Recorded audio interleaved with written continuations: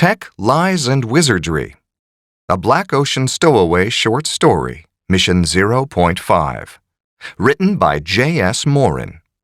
Narrated by Michael Naramore. Carl Ramsey tipped his chair back and downed a long swig of Mars brewed ale. It carried a name brand, but was probably a cheap knockoff to justify the price. It fit the place. Voices droned on all around, but no one could make out much beyond their own table. Overhead, holovids showed 6 different team sports, 3 combat exhibitions, and over a dozen forms of racing suited to wagering, each broadcast along with its own audio feed. If that weren't enough, a bland, modern electronic soundtrack played, just in case anyone could hear themselves think. Stomper's Pub was no place for a thinker. What Stompers lacked in genteel refinement, it made up for in discretion. The blaring noise, the distracting hollows, and the dim, smoky atmosphere made eavesdropping and surveillance difficult.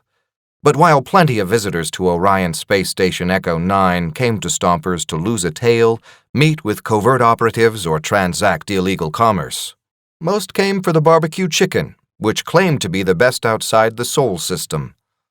"Lousy, lying sons of bitches," Mort grumbled, dropping a bone onto his plate. The old wizard wiped his mouth with the sleeve of his sweatshirt and his hands on his jeans. "This stuff's processed. Look, all those bones are identical." Carl gave an easy chuckle. "Seriously, you expect these guys to have a real smoker back there? The station isn't made of oxygen." "They're really not that bad," said Roddy. "Just wash 'em down." The Laku sat in a booster chair to be on his companion's level. Descended from chimp-like ancestors, his furry species were quadridextrous. Roddy was taking advantage of that marvel of evolutionary biology to shovel chicken wings into his mouth while two-fisting cans of Earth's Preferred, a beer so reviled that it wasn't even commercially available on its eponymous world. A clawed paw extended a raw wing in Mort's direction. "Want one of mine?" Marie asked with a fanged grin. Her Azran people were hunters, evolved from the jungle cats of their world. She popped the uncooked wing in her mouth and bit into it with an audible crunch of bone, then picked her teeth with a claw. "You chuckleheads aren't worried?" asked Tanny, the 5th of their group. She held out a chronometer that showed the time at 19:21 Earth Standard. "He's 21 minutes late now." "He's a kid," said Roddy. "Probably stopped him at the door and his ID didn't scan out." He laughed at his own joke, a high-pitched, in-breathing shriek reminiscent of his Earth-born cousins. "If Charlie can't fake an ID that'll get past the door of a dive like this, he's not worth waiting for," said Carl. "Besides, there's a lot to see this side of the Black Ocean. When's the kid ever been off Mars?" "All the more reason to go looking for him," Tanny replied. "We're on a timetable, and every minute is cutting into it." "Got almost 2 hours," Carl countered with a shrug that tipped his chair precariously. "Maybe we can find someplace else to eat," Mort grumbled. Tanny pushed back her chair and stood. "I'm checking with station security." Roddy coughed and spluttered his beer. "Seriously? You remember why we're here, right?" "Yeah, but he's still my cousin. Something's not right here."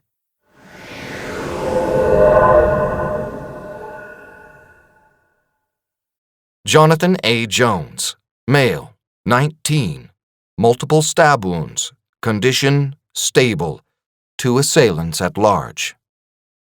The security report was terse, professional, and had all the information Tanny had needed to track Charlie down at the station's medbay. He was traveling under the Jonathan Jones alias, and neither the med staff nor station security had flagged any irregularities in the ID. Station Echo 9 was in a rough-and-tumble part of the sector, with open carry of blasters and limited Navy presence. But it was linked to the Argo Medical Omni. For Charlie to have passed a routine DNA screen was a good sign that his identity fraud was up to par. The rest of Charlie, not so much. He was awake and alert, in no visible pain. The wonders of modern medicine. But his torso was clamped to the table with a sterile barricade that covered him from ribcage to pelvis like he was a construction site. "Hey, Tanya," Charlie greeted her when she and Carl squeezed past the departing med staff. The clean sky-blue uniforms looked out of place on a station where dark and tough were the bywords of fashion. Tanny, with her marine patches on her coat, and Carl's battered leather jacket, looked just as out of place in the white-on-white everything in the med bay. "The hell happened to you, Charlie?"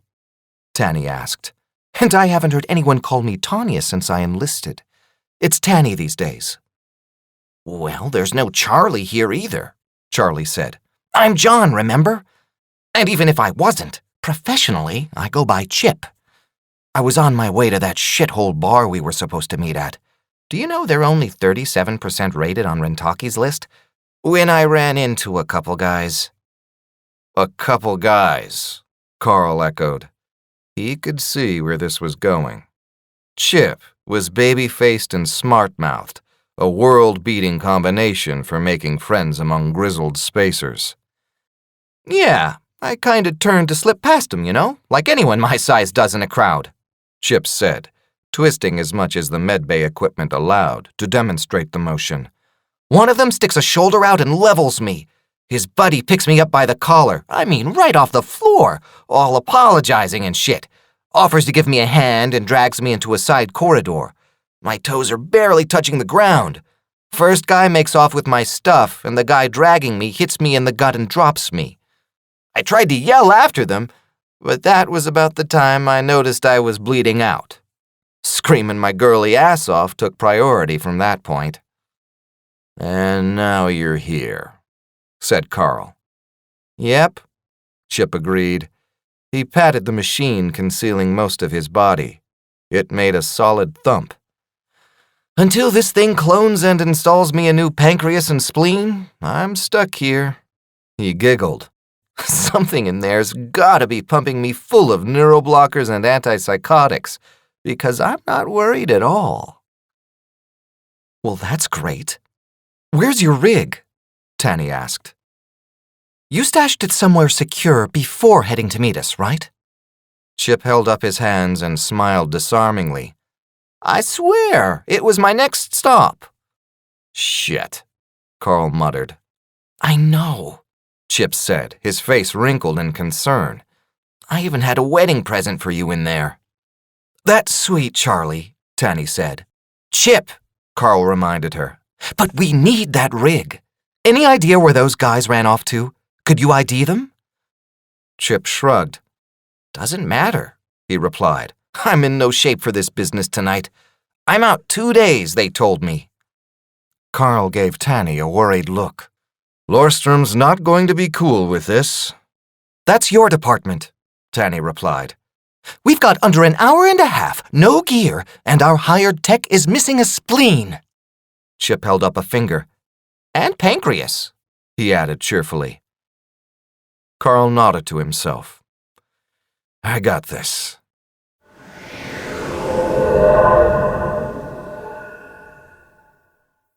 They met in a side corridor just outside the med bay. After a perfunctory rundown on Chip's health, they turned to business.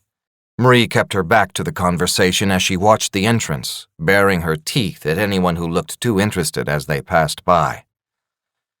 "Okay, here's the way I see it," said Carl, keeping his voice low. Roddy, Tanny, and Mort leaned close to listen, and one of Marie's ears swiveled back toward them. "Chip's stuff is here somewhere. Those meat casings that rolled him wouldn't have any use for this stuff, so it's probably at a fence or a used equipment depot. Roddy, I want you to track it down." "Right, boss," Roddy agreed. "Mort, I want you tagging along to look out for him," Carl continued. "I know this tech stuff isn't your style, but a lone Laku asking questions is liable to run into the same kind of trouble Chip found." "No one will lay a hand on him," Mort assured him. "Tanny, Marie, you girls are going hunting for the lowlifes who did Chip," Carl said. "Timing's tight enough on this. If we need to cut and fly, I don't want to have to leave Chip here with those guys still loose. Last thing we need is station security after us, Tanny protested. Then don't get caught, Carl snapped. Doesn't need to be anything fancy, just make sure no one finds them for a few hours. Marie turned her head and gave a nod. Quick deaths, quiet, not a problem. Good. We meet back at the medbay at 20:30. Chip's going to play his part, even if he doesn't know it yet. You going to visit Lorstrom? Tanny asked, her expression grim.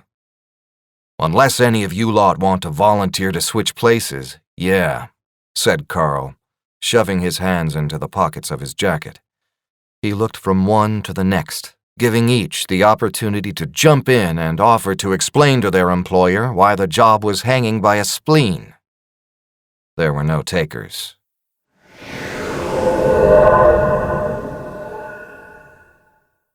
The main concourse of Station Echo 9 was packed with people. Spacers, shoppers, travelers, merchants, tourists, and the occasional security officer milled around in a turbulent flow of humanity, mixed with occasional doses of Xenos from other Argo-aligned worlds.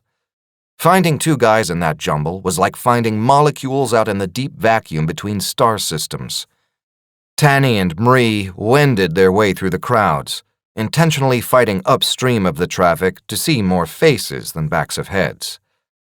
A human woman, even one built solidly as Tanny, didn't part a crowd half so effectively as an Azaran hunter. If more people had been familiar with Marie's rather obscure species, most of them would have chosen to walk elsewhere entirely. I wish Carl thought these things through even a little, Tanny grumbled. We don't even have a good description of them. They should smell like your kin's blood, Marie reasoned, keeping her nose up and her nostrils twitching with short, quick sniffs. Tanny snorted. Yeah, what are the odds of you picking that out in this miasma of booze, sweat, and cheap plastic? The Azaran shrugged in a gesture common to most sentient races. Tell me a better plan, then. Tanny grunted and let the subject drop. In every direction she saw likely suspects. Dark hair, dark jackets, one big, one small. Chip's description fit too easily onto the rough-cut spacers and station dregs that milled around in the crowds. He hadn't seen weapons on either of them, but he hadn't seen the knife that stuck him, even as his attacker ran off dripping his blood everywhere. She needed to think ahead of them, figure out where they would go next. Marie was no help beyond the lucky chance her nose might catch a whiff of Chip's blood somewhere it didn't belong. She was a hunter from one of the few sentient species who still preferred catching live prey. That would have been fine on a prairie in some idyllic nature preserve planet. But Echo 9 was a steel composite warren of technology, stuffed with 50,000 sentient creatures orbiting Alnilum, the middle star in Orion's belt. She needed more than a keen nose to figure out where Chip's attackers had disappeared. To find them, Tanny was going to need to think like a station-side thug. She had been a Marine once and piloted a smuggling ship. Even the occasional heist job wasn't a problem, but she had never been a street-level mugger or anything of the sort. We need to get inside their heads, she said to Marie. A claw through the eye would work, Marie replied. But I was just planning to break their necks. Though her slouching posture and loose-hanging fur disguised her size, Marie was 40 kilos heavier than Tanny, physiology packed with fast-twitch muscle fiber. Even with marine bioconditioning and hormone regimens, she wasn't a match for the Azaran in a brawl. No human was. The Galactic Combat League wouldn't even sanction a bout between a Class B race like an Azaran and a Class C race like a human. The only Class A races were exoskeletal. No, I mean, we need to think the way they think, Tanny clarified. We need to figure where they would go or do, or who they would talk to. You just left a guy in a back corridor with his guts spilling out. You took his gear. What do you do next? I'd be hungry, Marie replied, with a thoughtful scratch behind her ear. That's why they say never to kill what you won't eat. But your kind don't eat fresh kills. So I assume they might not want food after that. You need someone who thinks like crime makers, the ones who prey on the weak for money, not food. Uncle Earl, Tanny breathed, stopping in her tracks. Marie stopped as well. Your uncle has knowledge of... The question ended mid-sentence as Tanny grabbed the Azrin by the arm and yanked her into the entryway of a noodle-orama. No, that's him over there, Tanny whispered, counting on Marie's keen hearing in the noisy concourse. She put a hand on her blaster. And that's Jimmy with him. Shit. What are they doing on this station? Your kin are here? Marie asked. Why? Well, my guess would be that Chip didn't ask before he borrowed that gear he lost, Tanny replied. Change of plans. We have to stop them finding Chip.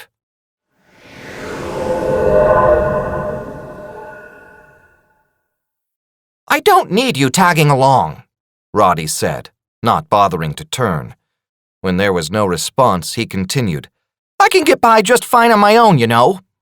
I know these kind of places, and I know how to aim a blaster better than that Peach Fuzz fighter jockey. Probably, Mort agreed, his voice coming from above and behind the Laku, trailing in his footsteps. Just don't be fouling any tech, okay? Roddy asked.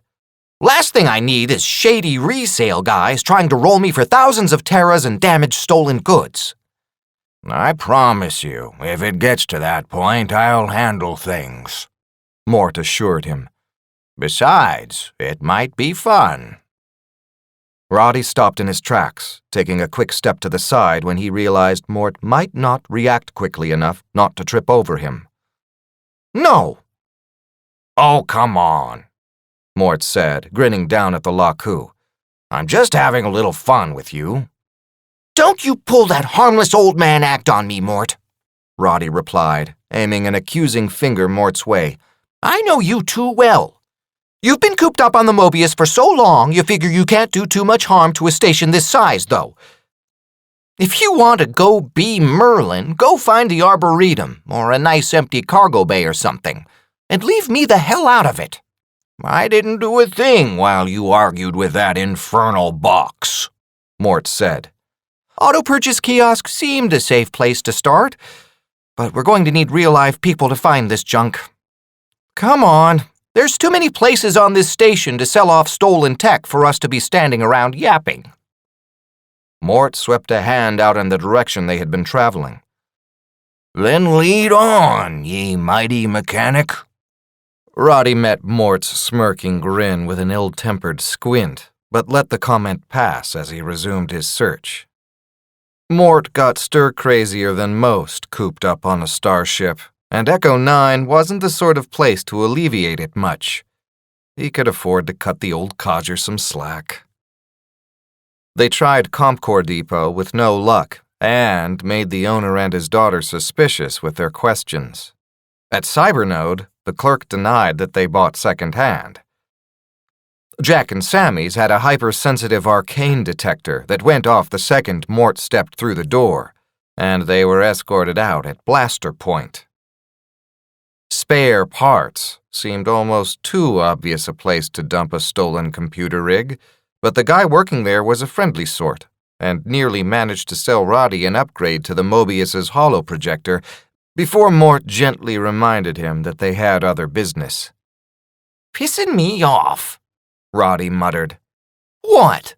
Did those nano-brains actually think they could use that rig? He pushed his way through the entrance to Sector Core and stopped short. Mort stumbled into the Laku's back and nearly fell over him. There were two men leaning over the counter, having a hushed conversation with the proprietor. One was about Carl's size, nothing but average.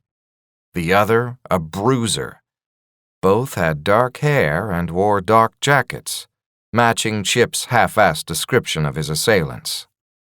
Roddy looked up and caught Mort's eye, seeing a common understanding there that they might just have stumbled onto the men Tanny and Mree had been sent to sniff out. The meeting at the counter ended abruptly. The two hagglers straightened and turned, putting their backs to the counter and pointedly not looking at Mort or Roddy. Can I help you, boys? The proprietor asked. Roddy sauntered up to the counter, which was eye level to him, even stretching. Yeah, we're looking for an A-Tech computer core, something Martian made. We're in a bit of a rush, so I'm willing to make it worth your while if we can walk out of here in the next 5 with it. One of the dark-jacketed men was holding a bulky pack and shifted it so that it was out of view behind his lumbering friend. If you'll give me a minute to finish my business with these fine gentlemen, the proprietor said, I think I can help you out. Roddy grinned, showing more teeth and gums than any human smile could contain. I think maybe I might get a better deal going direct with these two, he said, hooking a thumb at the one holding the pack.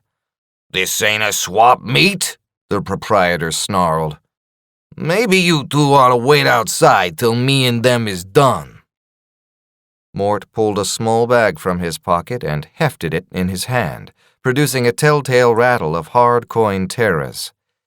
Yes, I think we might do just that. We'll be outside, waiting to do business. Price no object. He gave the 2 men with the suspiciously bulky pack a wink and preceded Roddy out the door.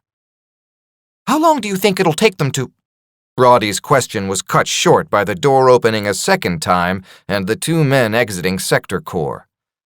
With a jerk of his head, the smaller of the 2 men invited Mort and Roddy into a maintenance corridor around the side of the shop. The 2 of them exchanged a knowing glance and followed. How much is this worth to you? The smaller man asked. He opened the flap of the pack and pulled out a slick-as-new external computer core. The white enamel paint didn't have so much as a scuff on it. I imagine that if you set the pack down with that rig tucked safe inside, we just might forget we saw you, Roddy said. The 2 dark jackets turned to one another with a slow-motion look. The smaller one unholstered a blaster pistol. The larger one drew a serrated knife that looked like it might have been more for show than anything, if it weren't for what had happened to Chip. How about you just leave that bag of terras, and we'll let you leave with all your fingers? Roddy was armed. He had a blaster pistol not too different from the dark-jacketed thugs. Roddy's was a Standwerks Mark V, and the one pointed at him looked like a 6 or maybe a 7 that had seen a lot of wear in the 2 months since that model came out. Either way, Roddy wasn't about to quick-draw the guy. Mort pinched his chin between thumb and forefinger, scratching at the scruff of beard, perpetually trying to take root on his face. How about you two stab and shoot each other, and save me the trouble of turning your innards into outards? He said, raising the stakes once more, as if they were engaged in a verbal contest. Roddy waited, paying keen attention to the feel in the air. Mort swore there was a change when someone decided to alter the local laws of physics, but Roddy had never been able to pick up on it. Let's dust these jokers, Amos, the short one said. But no blast of plasma came lancing from the pistol, nor did the serrated knife budge a millimeter from where it hung locked in the air. What the? Roddy, what's on the other side of that wall? Mort asked casually. You're not thinking of blasting a— Just humor me, Mort said. You must know where we are in this techno-beehive. Roddy paused a moment, giving the matter some thought. He turned the blueprints over in his head. Some of the high-sec areas weren't on the public layouts downloadable on the Omni, but certain basic laws of geometry applied regardless. Nothing, Roddy replied.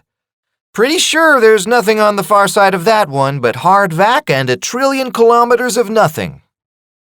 Take a deep breath, lads, Mort advised. He muttered something unintelligible beneath his breath and gave a quick shoving motion with one hand.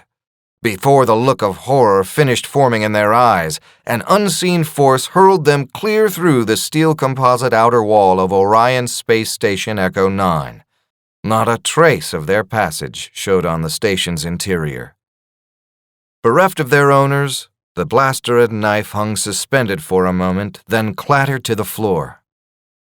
I still didn't feel anything, Roddy said as he scooped up the weapons and tucked them into Chip's pack. Mort tapped a finger to the side of his head. Too much science in that skull of yours, clogging things up.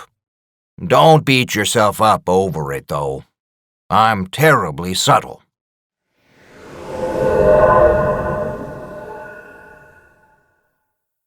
Elliot Lorstrom's suite was the nicest Carl could ever remember visiting on a space station, where space was the one thing they were always short of. The sprawling abode had a glass and polished wood decor, though the wood was probably synthetic, and there was enough real estate for a prize fight in the middle of his living room. A pair of lacus bustled around in dark suits. One answered the door when Carl arrived, and another busied himself in the kitchen fixing drinks. Through one wall of magically transparent glass steel, the distant blue sun of the planetless system glowed, casting light that wouldn't reach Earth for 1,340 years. Carl knew the number offhand because it was the sort of cheap marketing schlock that got tacked onto the station welcome signs and civic pride posters. Lorstrom sat in a deep-cushioned chair with his feet up on the arm of the one beside it.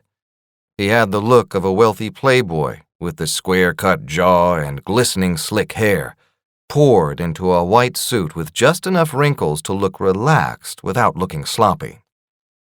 With the click of a remote, an atmospheric race broadcast from Earth went mute on his holovid. "Didn't expect to be seeing you before 2100, he quipped. Carl held out his hands in a disarming gesture. Despite a blaster sidearm strapped at his side, he knew better than to appear the least bit threatening. Lorstrom was a money mover and siphoned enough of his ill-gotten terrors into top-notch security that Carl wasn't about to test him. "Hey, Mr. Lorstrom, I know you're well connected around here, so I just wanted to be up front. In case you hadn't heard, a couple locals put our contract hacker in the med bay needing replacement organs." Lorstrom's raised eyebrows told Carl that he hadn't. It wasn't surprising, since Chip was traveling under an alias. "Is this going to be a problem?" In the end, any sob story that went in the ears got blown out the exhaust. All any boss cared about was the payday. Carl chuckled. "Of course not. I just wanted you to hear that from me, so you're not sitting here as the clock blinks down to go time trying to decide which airlock to throw me out." "Do I need to remind you how much money is at stake here?" Lorstrom asked, wagging a paternal finger Carl's way, as if he wasn't only a few years older. "Yeah, 50 grand, Carl replied with a shrug. Lorstrom's face twisted in a snarl. "I don't care about your take. That data crystal is going to make me millions. You promised me you could get that crystal and get it back to Sedwig's courier before he knows it's gone. If they find out the trade agreement has been leaked, the deal is off. I don't want to be hearing about your sick friend. Get me the data on that crystal or you're finished." Carl stepped backwards toward the door. "Rest easy, big guy. We've got this. Now, if you don't mind, I've got a job to do." The Laku butler opened the door for him and Carl backed out, still smiling reassuringly at Lorstrom. The door slid closed behind him. "Prick," he muttered. There were days when being an outlaw for hire just didn't seem worth it. You worked for years to gain a reputation for efficiency and trustworthiness, and still got saddled working jobs for humanoid sewage processors like Lorstrom. With nothing else on his plate, Carl headed for the meetup at the medbay. Elements of various backup plans floated around in his head, trying to bump into one another and form a plan, but he flushed them away with the song that he had stuck in his head. Humming a bass riff and bobbing his head along to music no one else could hear, he attracted an odd look here or there on his way. There was simply no point in worrying over details of a plan when he didn't know what he was up against yet.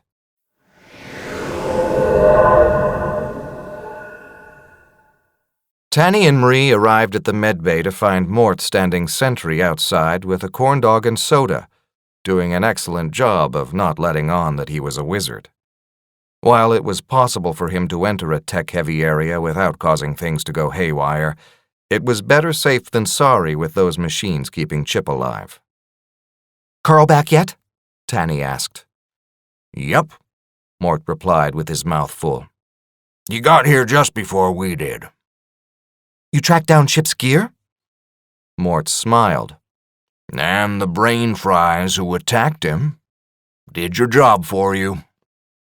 "You were disposed?" Marie asked. She was always skeptical of Mort's magic. Her people had limited experience with shamans, who were generally weak hunters.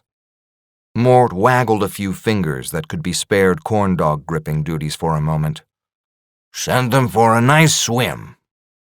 "They ID you?" "Who the hell knows?" Mort asked. "But they're not telling anyone now, that's for sure." Tanny patted a hand on his shoulder as she pushed past into the medbay, and Mort replied with a muffled grunt. Inside the medbay, a gaggle of doctors and nurses cowered in a corner. Holding them at bay was a pair of 3 meters-long snakes that had twisted themselves around Orderly, and the giant crow that perched atop his head to form a caduceus, the ancient sign of the medical order. It seemed that Mort had a little fun with subduing meddlesome scientists so that the crew could use Chip's medbay room as a staging area. "Those medics are going to ID us," Tanny said as soon as the door shut behind her and Marie. "Not our most immediate problem," Carl replied. In the bed, pinned beneath the organ cloner, Chip was fiddling with the computer core Mort and Roddy had retrieved. The casing was off, and Roddy was passing him tools. From what Tanny knew of computer cores, that was never a good sign. "Oh, shit," Tanny muttered. "Mort?" "Yeah," said Roddy. "Didn't think of it at the time, but maybe pulling the trigger on a blaster was a better idea than whatchama-fucking those two bastards through a solid steel bulkhead. Mort twisted this thing up good." Chip shook his head and handed the core to Roddy. "Non-starter," he said, the stupid grin from the drugs in his system still plastered across his face. "Your wizard friend needs to learn how to handle himself around sensitive A-tech." "Keep trying," Carl snapped. He took the core from Roddy and shoved it back into Chip's hands. "We've only got—" He looked to Tanny. 37 minutes, Tanny said. Chip whacked the case of the core against the organ cloner, drawing a wince from Tanny as the 2 expensive pieces of equipment produced a hard plastic crack. He checked the display. "Still nothing." Tanny took Carl by the arm, pulling him away from Chip's side. "We have another issue," she said in a low voice. Carl slumped in visible relief. "Great. Not enough was going wrong. I was beginning to think the universe had stopped hating us." "I saw Uncle Earl and Jimmy out in the concourse."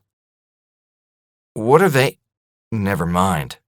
It's Chip, isn't it?" "It has to be," Tanny replied. "Why else would they be out here? This isn't exactly the kind of thing my family does." "Earl and Jimmy, huh?" Carl's eyes drifted away from her, but not to anywhere in particular. "Carl?" Tanny asked, waving a hand in front of him. "Carl! Carl!" She snapped her fingers in front of his face. Carl blinked and focused, looking Tanny right in the eye.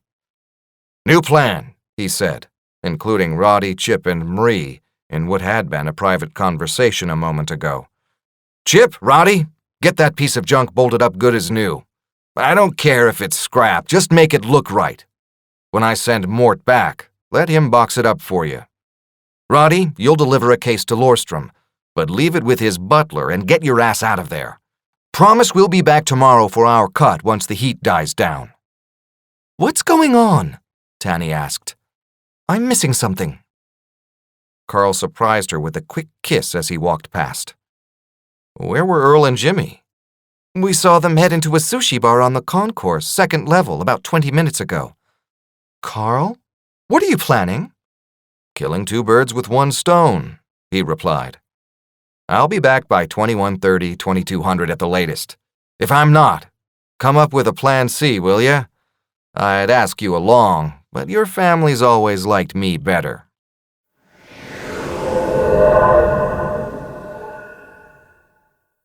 Mort fell into step beside Carl as soon as Carl beckoned. It wasn't that Mort was the obedient sort. He was just bored. There were reasons that the only wizards who felt at home in space were second-rate star drive mechanics. The restriction of needing fully functioning science all around to survive made any satisfying sort of magic potentially suicidal. Carl counted on his curiosity to drag him by the nose.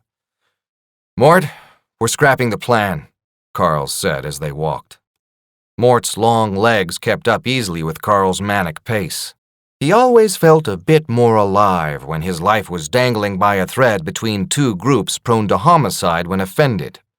Thoughts lined up in droves to come to the forefront of his brain, knowing it might be their last chance to be heard. Mort grunted and tossed an empty soda in the waste reclaim. Didn't want to say anything, but it was a shit plan anyway. Too much rode on that nitwit cousin of Tanny's and his techno-gizmo. "Which you scorched?" said Carl. Mort shrugged.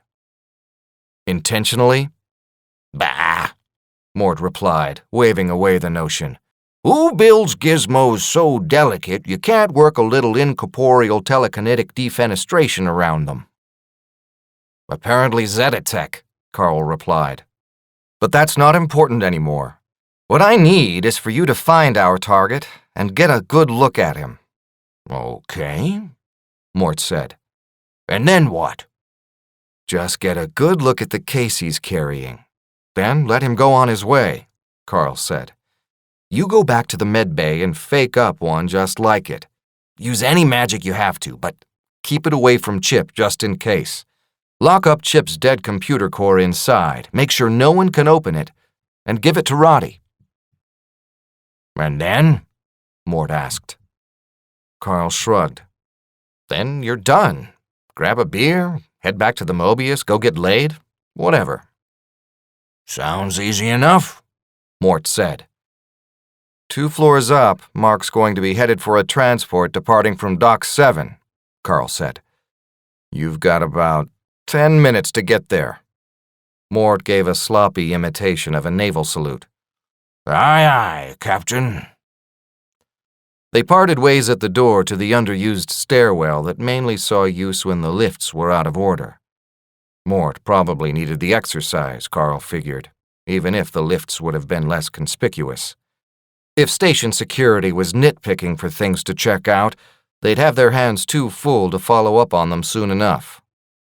As it turned out, there were 3 places on the second level of the concourse that served sushi. There was, however, only one that was currently serving it to 2 members of the Rucker crime family. Earl and Jimmy stood out in a crowd. Well, Earl did at least.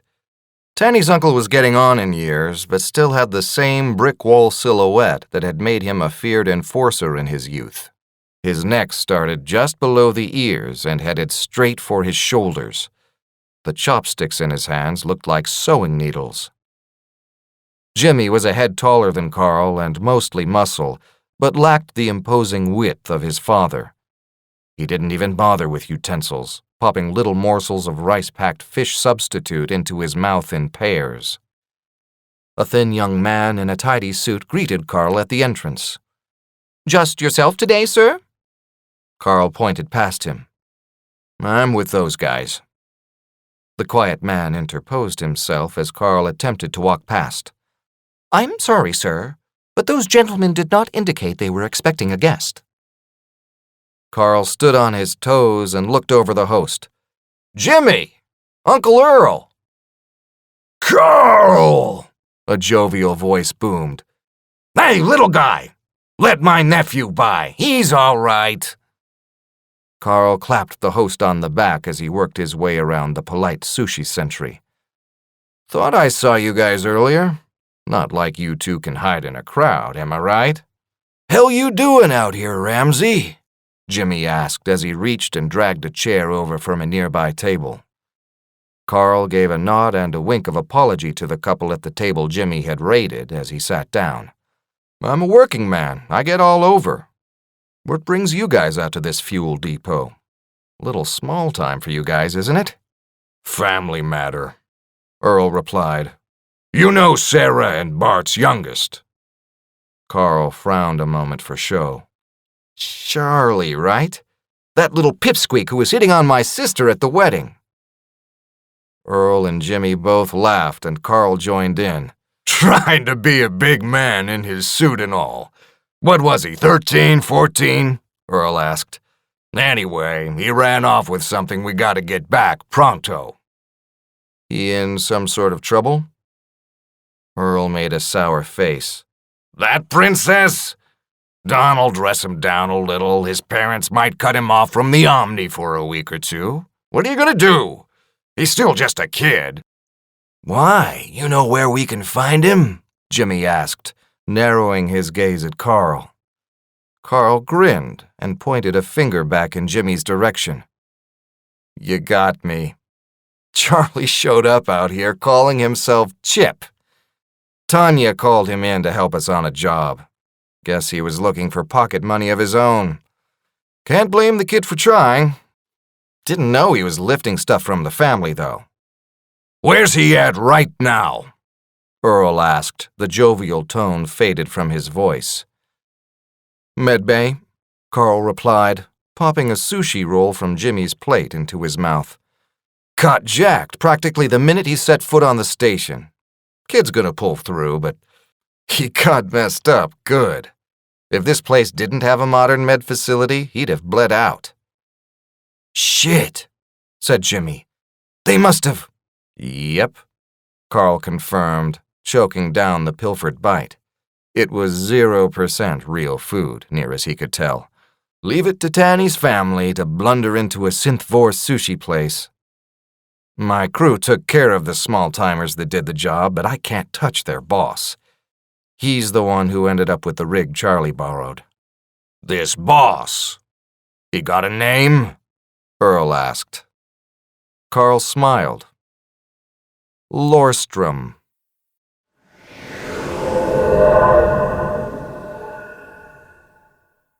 The butler scurried over, running on all fours with one hand clutching the case. Elliot Lorstrom gave it a puzzled look, then transferred the same look to his butler. Joe Park? What's this doing here? Sir, the Laku from Captain Ramsey's crew dropped this off just now, Joe Park replied, rising to stand erect and proper. Lorstrom spread his hands as he looked at the case on his coffee table. What am I supposed to do with this? Sir, I was given that there was an emergency alteration to Captain Ramsey's plan, Joe Park replied, stepping back. The courier was held over, so they switched cases with him. He's sending his ship's wizard by in the morning to unlock it. In the morning? Lorstrom shouted. He jabbed a finger at Joe Park. Get on the comm to station security. Tell them to lock down Ramsey's ship. I don't want that. The lights went out. The ubiquitous hum of station life support that faded into the background was eerie in its absence. Joe Park! Lorstrom snapped. Find out what the hell just happened. I want maintenance up here in 5 minutes, or it's someone's ass out an airlock. There was a hollow thump. The subtle concussive blast passed through Lorstrom's chest and rapped against his feet through the floor. The UV and visible light filters on the windows were shut down, allowing the blue glare from Al-Nilam to wash over everything in the room. The reflection off all the glass surfaces in the room was blinding. You, Elliot Lorstrom? An impossibly deep voice rumbled from the doorway. Who the hell do you... His reply was cut off by a blast from a stun pistol. Lorstrom fell to the floor convulsing. I'll take that as a yes, the voice responded. Joe Park! Lorstrom croaked as he struggled to his feet, pulling himself up by the cushion of his lounge chair. Another stun blast dropped him to the floor. Beat it, fuzzballs, a second voice snapped. Joe Park and his co-worker did not need to be told twice, and the two Laku servants scrambled out into the halls. The door boomed shut behind them. What do you want with me? Lorstrom whined. You got something that don't belong to you, the deeper voice said. "A computer core that belongs to my brother." You're... who? Don Rucker. Jesus, no! Lorstrom shouted. I did not steal from the Ruckers. You've got the wrong... Then what's this? The other one asked. Though the muscles of his neck were still tingling, Lorstrom turned enough to see a small, sleek computer core on the table. It was right in the spot where the case had been just a moment earlier. There was no sign of the case. "That's not mine! I've never seen it before!" "I hear that a lot in my line of work," the deeper voice said. Lorstrom was lifted from the floor by the back of his collar, pulling the front so close he couldn't breathe. An anvil-sized fist slammed into his stomach. "But I heard about enough out of you. You're gonna hurt before you stop hurting. Charlie Dyson ain't blood, but he's still family."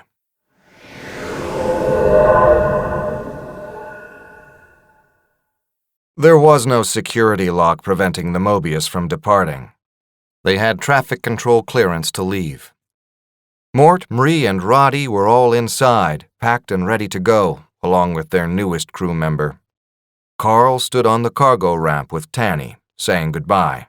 "It was good seeing you again, Tanya," Earl said, wrapping his arms around his niece. "You want to patch things up with your dad. Come home once in a while." Soon as he admits he's wrong, Tanny replied. "Jimmy boy," said Carl, "you put a ring on that Zephyra of yours. I'll see if I can wrangle her home for the wedding." Deal, said Jimmy with a smirk. "You guys get back to Mars. Tell Don I'm still looking out for his little girl," Carl said, holding up a hand in a wave as he reached for the button to close the ramp. There was a sharp pain in his ribs as Tanny elbowed him in the side. "I'm being polite," he said through gritted teeth. Tell Bart and Sarah I'll look out for Chip, Tanny shouted over the noise from the hydraulics. "Best of luck, kids," Earl shouted back just before the door thumped shut. Tanny preceded Carl up the metal mesh stairway and into the ship's common room. The whole crew was there. "Well, that went about as well as a total bust can go," said Carl. "Chip, we're docking half your share and splitting it until you've paid off this job." Chip's eyes went wide. But Mort was the one who fried my rig." "And you're lucky Uncle Earl's blaming Lorstrom for that," Carl replied. "If you hadn't gotten yourself opened like a hooked fish in some side corridor, Mort wouldn't have needed to use magic getting it back." No freaking way, Chip said. It's going to take months to pay off 25 on a half cut. Carl sighed. "Yeah, can't do it. If I docked someone every time they fucked up a job, I'd need to hire an accountant full-time. We've got a spare bunk. Haven't had a tech wrangler on board since Davy screwed us and left." "He lasted longer than that cybernetic eye girl," Roddy said. "She gave me the willies," Mort said. "Would have been nice to have kept Joshua around longer. Poor Joshua." "You guys are just messing with me, right?" Chip asked. Tanny shook her head. "It's okay," Carl said. "I swear, Mort's checked it out and everything. Your new bunk isn't cursed." "Well, aside from the fact that you're one of us now," Tanny said. "Speaking of which," said Carl, "Tanny, let's get out of this backwater and go find something that pays." Thanks for listening to this short story. For more J.S. Morin audiobooks, please visit jsmorin.com/audio. This has been Tech, Lies, and Wizardry, a Black Ocean Stowaway short story, Mission 0.5, written by J.S. Morin, narrated by Michael Naramore. Copyright 2016 by J.S. Morin. Production copyright 2016 by J.S. Morin.